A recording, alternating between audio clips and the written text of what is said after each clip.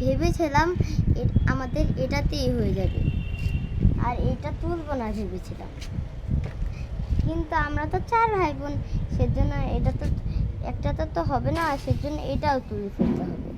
আচ্ছা তুলো। আচ্ছা আম্মু, এখানে এটা রাখি। আচ্ছা রাখো। সেটা তো এটা তুলে ফেলি।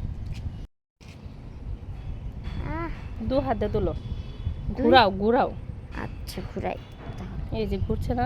হ্যাঁ হ্যাঁ হ্যাঁ, ঘুরিয়ে তুলে যাবে এটা, বুঝতে পেরেছি। এ এটা তো খুব তাড়াতাড়ি তুলে ফেলেছো। হ্যাঁ, এটা খুব সহজ হয়ে গেল।